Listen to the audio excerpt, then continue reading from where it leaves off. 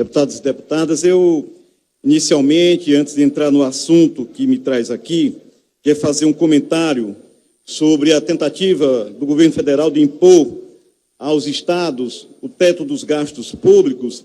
Eu quero comunicar que está sendo votado hoje, nessa sessão, 2 projetos de lei de nossa autoria, um que inclui no calendário do turismo do estado do Ceará a procissão Nossa Senhora das Candeias, que é um evento religioso de grande magnitude, de grande beleza, de grande fervor, que ocorre no município de Juazeiro, no dia 2 de fevereiro. E também um projeto de lei que cria a semana de microcefalia. Santana, se possível, Moisés Braz. Pois não, deputado. Que cria a semana de microcefalia, que tem como objetivo colocar esse tema em evidência, que é da maior importância, e chamar a atenção das autoridades, da sociedade, para o trato, o acompanhamento, a necessidade das equipes multidisciplinares acompanhar as crianças com microcefalia. É um problema que tende a se agravar com a ocorrência dos surtos de Zika vírus, que está longe de ser controlado, e a gente pretende, com essa iniciativa, fazer desse tema um tema de maior relevância. Também nós demos entrada na casa com um projeto de indicação que chama a atenção para um debate que é importante. O bilhete único é um sucesso hoje na região metropolitana aqui de Fortaleza, e nós pretendemos propor que o bilhete único no transporte coletivo ele seja implantado também na região do Cariri. Então, o projeto de indicação, ele deixando claro para as pessoas que nos escutam, ele é uma indicação, ele não tem a força de lei, ele vamos dizer que uma sugestão mais forte ao Poder Executivo, e uma segunda etapa para o sucesso disso, uma vez aprovado, será nós conseguirmos sensibilizar o governo do Estado para que essa ideia ela seja transformada em projeto de lei. Mas fiquei preocupado, senhor presidente, com a proposta do governo de condicionar o governo federal aos estados a liberação da parcela que pertence aos estados do dinheiro repatriado sob a condição imposta de que os governadores atendam algumas exigências. Ao parte, deputado, se possível, capitão Wagner. Pois não, capitão, logo possível. E quais são as ideias que o governo, as imposições que o governo federal quer impor ao Estado? Primeiro, gastos. Limitar o crescimento das despesas do Estado à inflação do ano anterior nos moldes da proposta do governo Temer. Ou seja, quer que os estados façam a mesma coisa que está colocada lá na PEC das maldades, a PEC 55.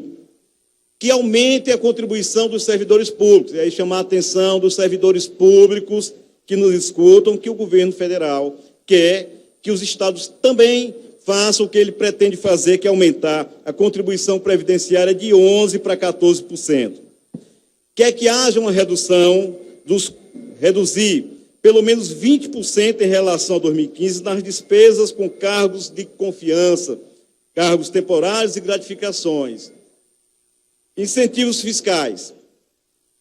Empresas deverão contribuir com 10% do valor de seus benefícios fiscais para a criação de fundos estaduais de equalização fiscal. Que os estados desistam da ação do Supremo Tribunal Federal, que pede o repasse aos estados o valor da referida multa, que é objeto dessa discussão e desse acordo. E aí é que está, lá no final, qual é a artimanha do Estado, do governo federal, que está por trás disso? Ele quer que os governadores se comprometam a ajudar a aprovar as medidas de redução dos gastos públicos e a reforma da Previdência.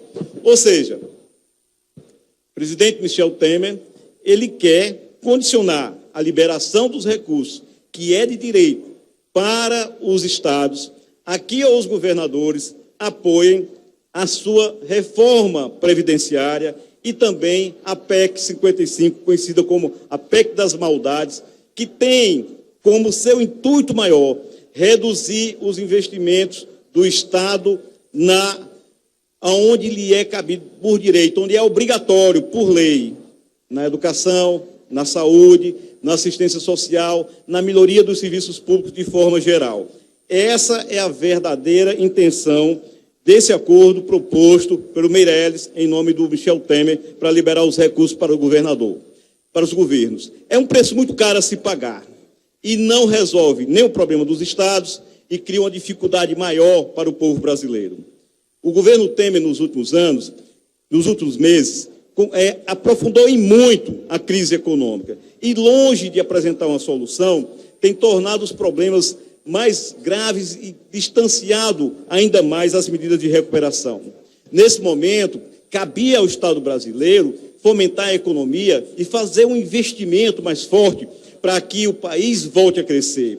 E, nesse momento, eu quero saudar, primeiro, o projeto iniciado no governo Cid Gomes e que agora foi reforçado com a ação do governador Camilo Santana de procurar trazer a refinaria para o complexo industrial e portuário do Pecém, que aponta para o Ceará uma alternativa de desenvolvimento da nossa economia e de progresso, uma vez que é conhecida e grave as dificuldades que nós temos climáticas e que nos limitam no processo agropecuário e similares. Cabe ao Ceará o desenvolvimento de um mecanismo alternativo de progresso, de industrialização. E esse, me parece, que foi o mais sólido e mostra resultados concretos.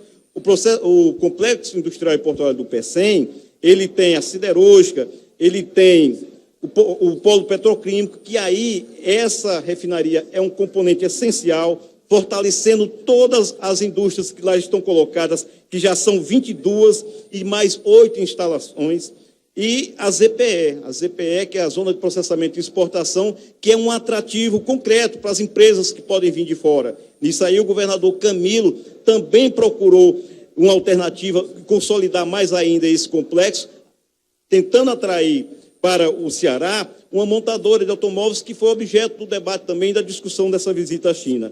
Então, me parece que esse é um caminho a ser seguido pelos estados, pelos governantes, e não o que quer fazer o presidente Temer, retirar o Estado das suas ações para favorecer a iniciativa privada. É uma lógica que não deu certo no passado e também não vai dar certo agora, que atinge diretamente a vida dos trabalhadores. Um exemplo disso é o que foi discutido ontem aqui sobre a questão do fechamento das agências do Banco do Brasil, assunto retomado pelo deputado Moisés Braz hoje. Deputado Santana, por favor, quando for possível. E que aqui na Assembleia nos atinge. A agência do Banco do Brasil aqui da Assembleia, que me funciona há mais de 20, me parece que funciona aqui há mais de 20 ou 30 anos, vai ser fechada.